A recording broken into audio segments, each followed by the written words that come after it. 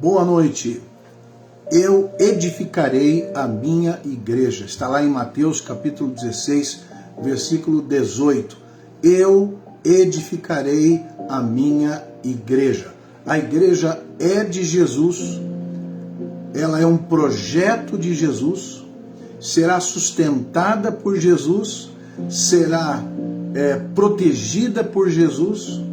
Jesus é o dono da igreja. Não existe dono da igreja.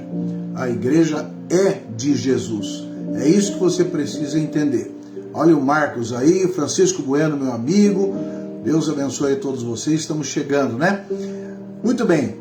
Eu edificarei a minha igreja. Está lá em Mateus capítulo 16, versículo 18. Por favor, abra a sua Bíblia, que é muito importante que você entenda. Esse é um texto relativamente controvertido, porque tem algumas versões diferenciadas, que as pessoas às vezes não entendem exatamente o que o texto está dizendo, e nós vamos tratar um pouco disso aqui.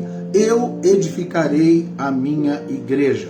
Olha o que diz ali, Mateus capítulo 16, versículo 18. Também eu te digo que tu és Pedro, e sobre esta pedra edificarei a minha igreja, e as portas do inferno não prevalecerão contra ela. Isso é uma pergunta muito honesta, né? No início, falando sobre eu também digo que tu és Pedro, e sobre esta pedra edificarei a minha igreja. É bom que se faça uma distinção. Quando Jesus se refere a Pedro, ele usa uma palavra grega que fala de pedrinha, de pedregulho.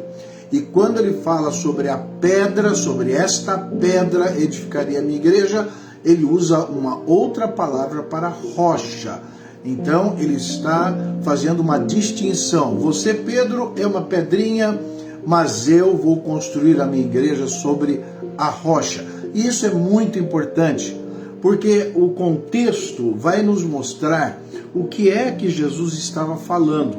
Aqui em Mateus 16, logo no início da passagem, versículo 13 em diante, Jesus está em Cesareia de Filipos, está pregando o evangelho, e ele faz uma pergunta para os seus discípulos. Diz assim: quem diz o povo ser o Filho do Homem? O que as pessoas falam sobre mim? O que as pessoas falam sobre mim? O que eles acham que eu sou? E aí a resposta foi: uns dizem que o Senhor é João Batista, outros que o Senhor é Elias, e outros Jeremias, e algum dos profetas. Mas aí Jesus insiste, todo mundo está pensando, tem muita ideia aí, mas vocês, o que vocês acham que eu sou? O que vocês dizem que eu sou? E aí Pedro, e o texto fala, inspirado por Deus, porque Jesus diz, olha, não foi carne ou sangue, não foi ninguém que te falou isso. Na realidade, Deus revelou, Deus Pai revelou isso para você. Foi uma revelação divina. Então ele diz, Pedro disse, tu és o Cristo, o Filho do Deus vivo. Tu és o Cristo, o Filho do Deus vivo. O Cristo é o Messias, Filho do Deus vivo, aquele que nasceu no mundo de uma Virgem Maria para pregar o Evangelho, viver entre nós. A palavra diz que o Verbo divino se fez carne e habitou entre nós. Jesus, a palavra de Deus, a palavra viva de Deus. Enquanto a Bíblia é a palavra escrita de Deus, Jesus era a palavra viva de Deus. Tudo que ele falava tinha peso divino, de verdade, e aquilo tinha que ser acreditado. Então Jesus, quando Pedro diz, tu és o Cristo, o Filho do Deus vivo, Jesus fala para ele, olha, não foi carne ou sangue, não foi ninguém que te ensinou isso, isso aí veio diretamente de uma revelação divina na sua mente. Não é que Pedro fosse especial, ele recebeu da parte de Deus uma revelação, porque logo em seguida Pedro repreende a Jesus. Vejam que Pedro é um homem como eu e você, Logo em seguida ele repreende, porque Jesus disse que estaria morrendo, iria ser crucificado, fala da sua morte e sua ressurreição, do versículo 21 até o versículo 23. E nessa hora, Pedro chega para Jesus e diz: olha, o mesmo Pedro que tinha falado, tu és o Cristo, filho do Deus vivo, agora fala: olha, Jesus, não começa a falar que o senhor vai morrer, não faça isso. Isso atrapalha a nossa causa, o nosso projeto. Nós queremos reinar nesse mundo ao teu lado, queremos estar aqui expulsando os romanos, ter domínio e controle da nossa terra. É a promessa de Deus. Por favor, para de falar essas besteiras. E Jesus foi duro com ele. Disse: arreda, Satanás, tu és para mim pedra de tropeço, porque não cogitas das coisas de Deus, e sim das dos homens. Isso é o versículo 23.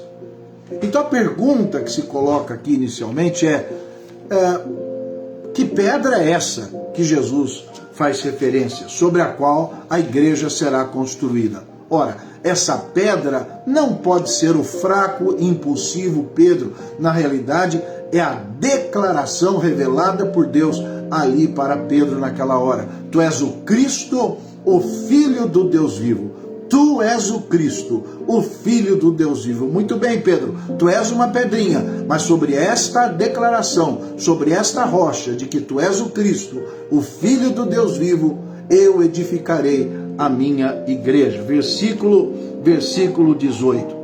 Edificarei a minha igreja, e as portas do inferno não prevalecerão contra ela. A igreja triunfará sobre o mal. Isso é muito importante que a gente entenda. Neste texto, nós aprendemos sobre a origem da igreja, nós aprendemos sobre a sua natureza, o fundamento, a base, a sua autoridade e o seu destino. Para onde caminha a igreja? A igreja, queridos, não pode ser entendida como uma instituição. Não estamos falando aqui de igreja presbiteriana, igreja batista, metodista, igreja católica, não. Não existe uma instituição que contenha a igreja. A igreja é um grupo de pessoas, e eu quero usar essa definição que foi emitida em Lausanne, numa grande conferência na Suíça, de muitos cristãos, e ali eles fizeram a seguinte definição: igreja é a reunião de pessoas. Igreja tem a ver com gente, igreja tem a ver com reunião, ajuntamento. Vamos à igreja, vamos à reunião, vamos ao nosso grupo, vamos reunir os irmãos.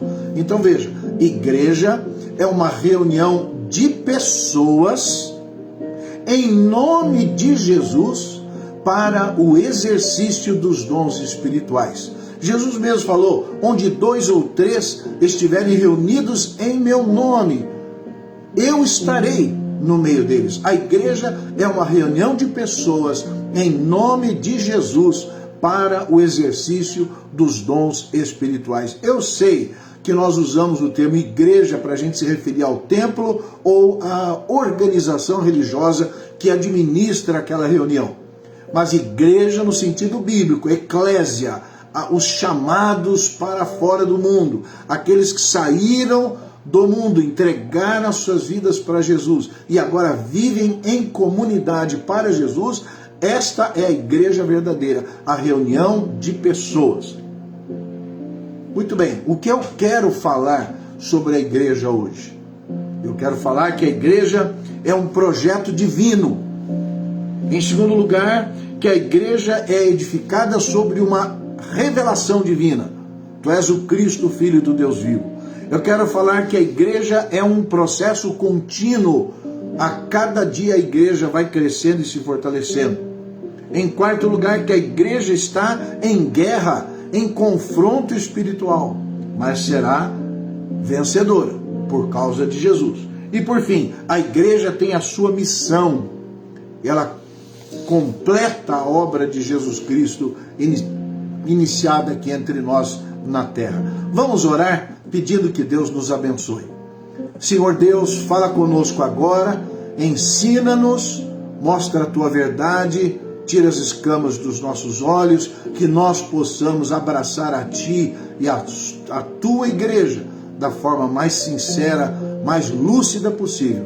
Tem misericórdia de nós, ensina-nos a viver na Tua presença, pois nós queremos ser parte desta igreja que está sendo edificada por Jesus. Tem misericórdia de nós agora e de mim, no nome de Jesus. Amém. Muito bem, em primeiro lugar, a igreja é um projeto divino. O texto diz: edificarei a minha igreja. A igreja é de Jesus. A igreja não tem dono. A igreja não é de ABC. Ninguém domina e controla a igreja verdadeira. A igreja não é um templo, não é baseada num apóstolo, a igreja não é baseada em Pedro, como eu já acabei de falar. A igreja é baseada numa declaração que diz: Tu és o Cristo, o Filho do Deus vivo. A igreja é um projeto de Jesus. Ele falou que ele faria, que ele edificaria a sua igreja. Ele é o agente da edificação. Ele mesmo, ele como pessoa, está hoje aqui entre nós por meio do seu Espírito, edificando a sua igreja. Isso garante que a igreja não dependa da genialidade de líderes, de estruturas humanas ou tradições históricas. Não, a igreja não depende de nada disso. A igreja depende tão somente de Jesus Cristo, porque é Ele que constrói, Ele quem edifica, Ele quem fortalece, é Ele a base da igreja. É Jesus. Apegue-se a Jesus, esteja ao lado de Jesus, frequente uma igreja que ama Jesus, que respeita Jesus, obedece a Jesus, ensina o que a palavra ensina sobre Jesus. Então, em primeiro lugar, a igreja é um projeto divino e não humano. Nós somos cooperadores com Cristo. E se estivermos fazendo aquilo que Jesus quer que façamos, aí sim estaremos abençoando a sua igreja. Se começarmos a nos desviar das verdades bíblicas, estaremos nos afastando do Evangelho, prejudicando a igreja, prejudicando Jesus. Isso é muito importante, porque eu e você entendamos, estamos apenas cooperando com Jesus. Estou vendo aqui a Cléria, estou vendo a Daniela, o Carlão Ventura, todos os irmãos queridos que estão aqui com a gente. Deus os abençoe. Muito bem, a igreja é um projeto de Jesus. Eu edificarei a minha igreja. Em segundo lugar, a igreja é edificada sobre uma revelação. Já falei. Qual é a revelação? A revelação que Deus deu ao apóstolo Pedro. Tu és o Cristo, o Filho do Deus vivo. Bem-aventurado és, porque o que você falou aqui não foi revelado por pessoas, por sangue, por gente. Eles não teriam essa compreensão. Essa compreensão que você expressou agora, tu és o Cristo, o Filho do Deus vivo, é uma revelação do Pai. Diz o texto, foi o Pai que o revelou. Então, esta revelação é a base para a construção da igreja. Muito interessante, porque logo no início, Jesus pergunta: o que as pessoas falam sobre mim? Então eles deram várias respostas, porque as pessoas estão falando de Jesus o tempo todo. A gente ouve falar de Jesus nos shows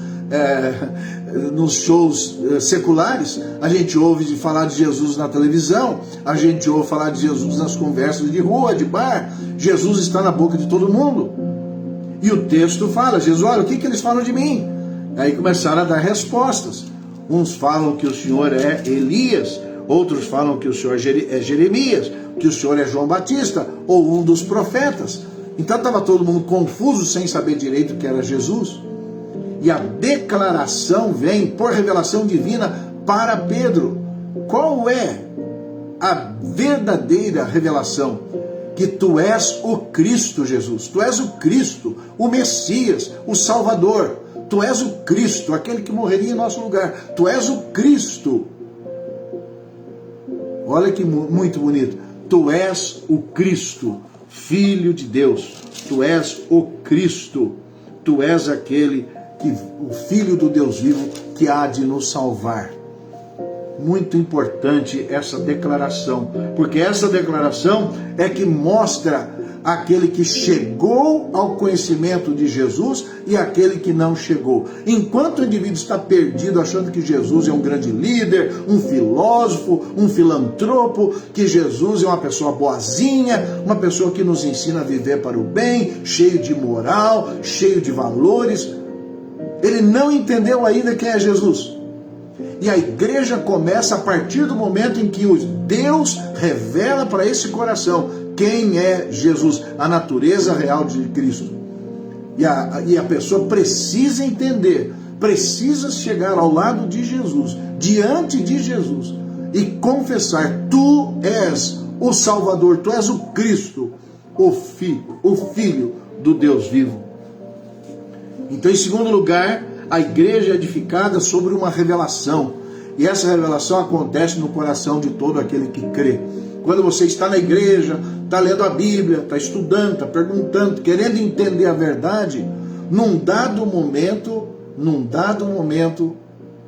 o Espírito Santo toca no seu coração e diz: olha, você precisa me conhecer como seu Salvador, o Filho de Deus. Eu estou aqui para te salvar. Renda-se aos meus pés. Creia em mim. Porque a partir deste conhecimento espiritual é que você estará apto para entrar na igreja do ponto de vista verdadeiro, autêntico. Não é ser membro de igreja, não é passar por algum rito qualquer, jogar água, fazer uma profissão, ir lá numa determinada reunião. Nada disso inclui você na igreja. O que inclui você na igreja é uma revelação divina no seu coração de que Jesus é suficiente para salvá-lo dos seus pecados. Então, em primeiro lugar, a igreja é um projeto de Deus. Em segundo lugar, a igreja ela é edificada sobre uma revelação.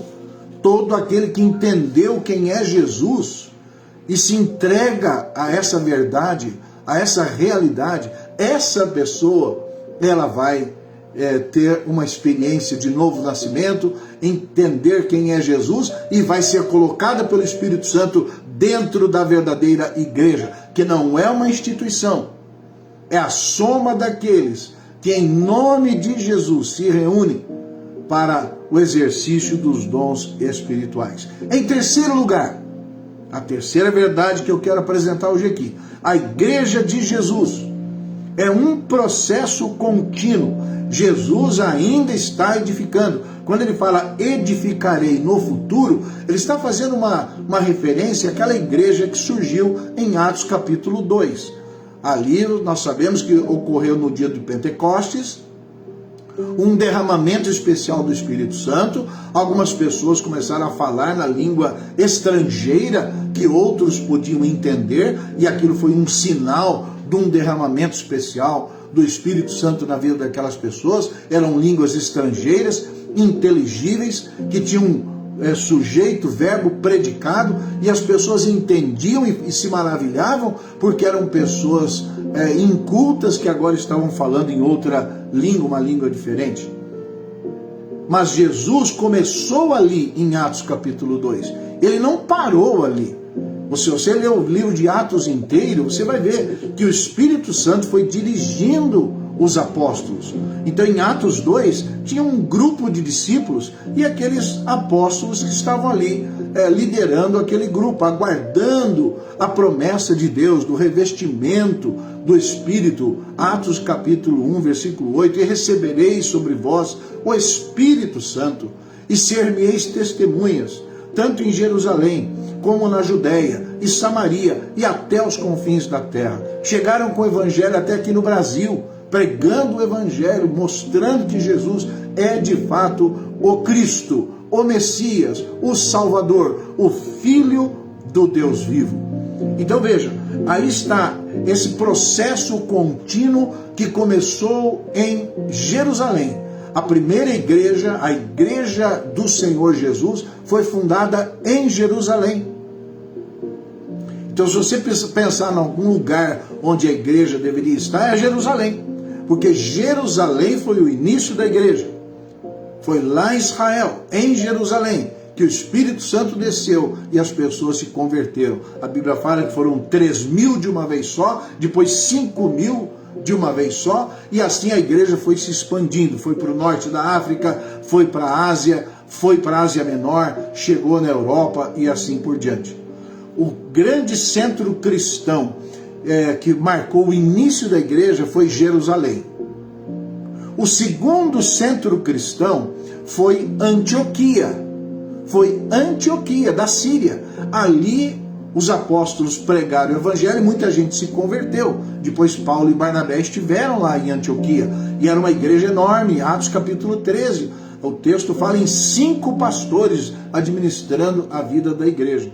Então, de Jerusalém, ela se desloca para Antioquia. Depois ela sai de Antioquia e o terceiro grande centro cristão se torna Éfeso. Éfeso passa a ser a igreja mais influente naquela época. E por fim chega em Roma. Roma também passa a exercer a primazia a partir de um determinado momento. Mas a igreja começa em Jerusalém e vai se expandindo. E ela vai para a Europa, vai para os Estados Unidos, vai para o Brasil, vai para a Ásia, Japão, China. A igreja vai sendo levada e continua sendo edificada. Porque quando Jesus diz, eu edificarei a minha igreja, ele não concluiu essa obra. Ele ainda está continuando a edificar, ele está continuando a salvar pessoas, ele está salvando vidas, trazendo pessoas para dentro do convívio da igreja. A Bíblia fala em 1 Pedro capítulo 2, versículo 5, que cada um de nós somos como pedras espirituais numa grande construção que é a igreja para a habitação de Deus.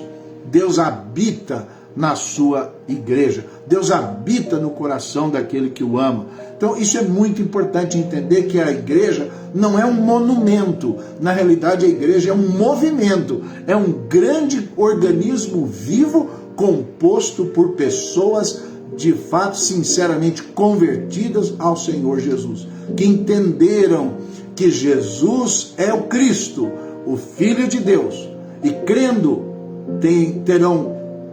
terão vida no seu nome. Em quarto lugar, a igreja está em guerra espiritual. A igreja não está aqui parada, ela está em guerra. Viver ao lado de Cristo não é sentar no banco de uma igreja assistir um culto, não. É parte, mas a guerra espiritual se trava dentro de nós e fora de nós. É uma guerra, o texto vai falar que as portas do inferno não prevalecerão contra a igreja. E essa imagem é muito interessante, porque cita o inferno com os seus portões. É como se o inferno estivesse estático e a igreja atacando. Os portões do inferno não prevalecerão contra a igreja. A igreja agressivamente, ousadamente, sai e prega e anuncia e faz boas obras, expulsa demônios. A igreja prega o evangelho, as pessoas se convertem, modificam o seu comportamento, saem da prisão do inferno. Os portões do inferno são arrombados, são escancarados, e as almas perdidas que estão ali dentro saem para viver ao lado do Senhor Jesus. A igreja está em guerra espiritual. Só que essa guerra é uma guerra cuja vitória já é nossa. Porque o texto diz claramente que as portas do inferno não prevalecerão contra a igreja. Quais são os inimigos da igreja? Ideologias, são pecados internos, externos, são perseguições, são estratégias do maligno tentando seduzir-nos para viver uma vida, uma vida sem entusiasmo, uma vida sem amor, uma vida sem Jesus, uma vida sem oração, uma vida sem leitura da palavra, sem conhecimento.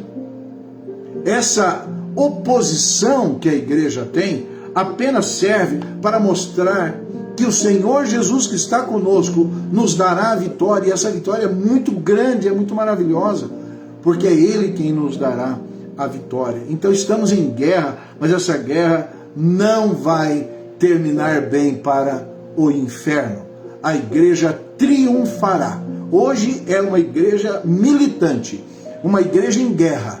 Amanhã, uma igreja triunfante, porque a nossa vitória está em Jesus. Siga Jesus, ame a Jesus, sirva a Jesus, faça o que Jesus quer e você obterá a vitória. Em quinto lugar, a igreja tem uma missão.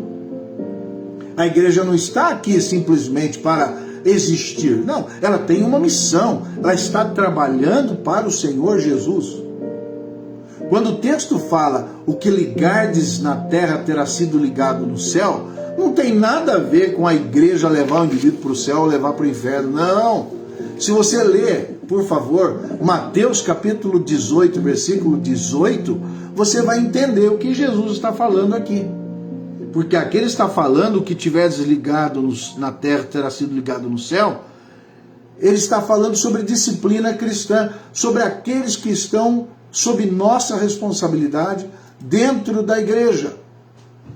Esses que estão dentro da igreja, conosco. E de repente Deus coloca para os líderes dessa igreja a responsabilidade de cuidado dessas pessoas, de cuidar delas. Então o texto, quando fala o que você ligar aqui terá sido ligado no céu, ele está se referindo à disciplina. Veja lá, Mateus capítulo 18, versículo 18, é o contexto de disciplina. Se algum irmão pecar, vá entre ti ele só e converse com ele. Se ele não pecar, se ele não se arrepender, leve a 2 ou 3 testemunhas. E se ele não ouvir a esse conselho de 2 ou 3 testemunhas, leva-o à igreja. E assim ele será de alguma forma disciplinado. Porque, o texto diz lá, porque o que tiver desligado na terra terá sido ligado no céu. Ele não está falando de salvação. Ele não está falando de autoridade da igreja, de levar alguém para o céu ou não. Está falando que nós, como líderes da igreja, temos a responsabilidade e a obrigação de cuidar daqueles que estão sob os nossos cuidados na comunidade. Só isso. Nós precisamos zelar pela santidade da igreja. Então é só ler Mateus, você leu Mateus 16, 18, agora leia Mateus 18, 18, e você vai entender o texto que está aqui. A Bíblia é maravilhosa, ela nos ensina de uma forma completa. Então veja, a igreja está aqui continuando a missão que Jesus começou. Nós evangelizamos, nós batizamos, nós ensinamos as pessoas a obedecer aquilo que Jesus ensinou. Está lá em Mateus capítulo 28. Olha, indo fazer discípulos de todas as nações, batizando-os em nome do Pai, do Filho e do Espírito Santo, ensinando-os a guardar todas as coisas que vos tenho ordenado. Então a igreja continua a obra de Jesus, não parou. A igreja continua a exercer a sua missão. E a igreja cumprirá a sua missão. Estamos falando da igreja verdadeira, que eu e você não podemos separar. A Bíblia fala que as instituições humanas, elas possuem joio e trigo. Tem pessoas que são de Deus e tem pessoas que não são de Deus, mesmo que estejam num contexto religioso. Mas não cabe a mim dizer quem é de Deus e quem não é. Não cabe, eu não tenho esse poder. Então eu lido com a igreja com base na confissão de cada um. Se o indivíduo declara que crê em Jesus como o Messias, como Cristo, o Salvador, o seu único e suficiente Salvador, eu recebo essa pessoa. Mas quem vai lidar com ela é Jesus, é Deus. Só Deus conhece o coração. Às vezes aquela pessoa que você acha que não conhece a Jesus, ela conhece mais Jesus do que você que não sai da igreja. Porque o que autentica a sua fé é a sua relação verdadeira com o Senhor Jesus. Para encerrar, edificarei a minha igreja, disse Jesus. A igreja é um projeto divino. Segundo, a igreja é edificada sobre uma revelação de que Jesus é o Cristo, o Filho do Deus vivo. Em terceiro lugar, a igreja é um processo contínuo que não para. pessoas vão sendo trazidas para o convívio da igreja e elas então se entregam a Jesus e servem a Jesus naquele grupo que se reúne em nome de Jesus. Em quarto lugar, a igreja está em guerra espiritual, mas ela será vitoriosa, porque o mesmo Jesus que me chamou, que me trouxe para a igreja e que me fortaleceu, que me sustenta, esse Jesus promete que as portas do inferno não prevalecerão contra a sua igreja. A igreja que hoje milita por Jesus, um dia será a igreja triunfante na presença de Jesus. Estaremos para sempre com o Senhor, porque a igreja é eterna, estará com Deus eternamente. E por fim, a igreja tem uma missão, que é pregar o evangelho e discipular pessoas para que elas entreguem suas vidas a Jesus e estejam na presença de Jesus. Esta é a palavra para você hoje. Nós temos uma origem da igreja, que é Jesus. Nós temos o fundamento da igreja, que é Jesus. Nós temos esse processo contínuo, que Jesus nos acompanha todos os dias. Nós temos uma segurança tremenda, porque nós não seremos derrotados se estivermos com Jesus. E a nossa missão inegociável de pregar o evangelho a toda criatura. É isso que nós fazemos como igreja. Você é parte da igreja, você já entregou sua vida a Jesus, já confessou que é pecador e já entendeu que Jesus Cristo é o Cristo, o Messias, o seu Salvador, o Filho de Deus que veio ao mundo para levar você para o céu. Você já entregou sua vida a Ele. Faça isso hoje, faça isso agora onde você estiver. Feche os seus olhos, fale com Deus e diga: Senhor, eu sou pecador e eu quero ser salvo, quero entregar minha vida a Ti nessa hora. Amém? Vamos fazer isso? Vamos orar. Senhor nosso Deus, muito obrigado pela Tua palavra, que o Senhor possa tocar os nossos corações e nos mostrar a verdade sobre o Evangelho, que possamos estar na Tua presença, Te amando, Te bendizendo, confessando os nossos pecados e seguindo próximos de Jesus, porque só Ele é o nosso Salvador, só nele, no Seu nome, existe salvação. Se há alguém aqui, ó Deus, que ainda não entregou sua vida a Jesus, toca nesse coração e faz com que ele entregue sinceramente a sua alma a Jesus, porque nós te pedimos no nome do Pai, do Filho e do Espírito Santo. Amém. Queridos, vamos cantar aquele amém que é o assim seja. Diga: assim seja, Senhor, eu quero fazer a tua vontade.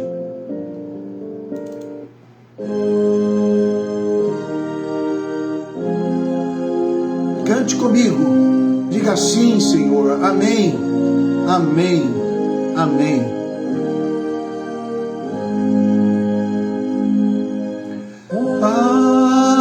Amém, amém,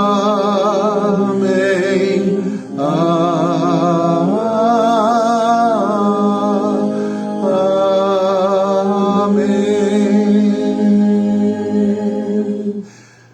Eu sou pastor da Igreja Presbiteriana Independente de Vargem Grande do Sul, ali na rua Jaboticabal 173, na Vila Santana. Se você puder, venha nos visitar todo domingo às 7 horas da noite. Rua Jaboticabal 173, 7 horas da noite no domingo. Por favor, compartilhe essa live para que outras pessoas possam ouvir o Evangelho, entregar as suas vidas a Jesus e ter uma experiência com Deus. Amém? Esse é o meu pedido para você. Vamos compartilhar a palavra de Deus. Boa noite a todos. Até quinta-feira que vem, se Deus nos permitir.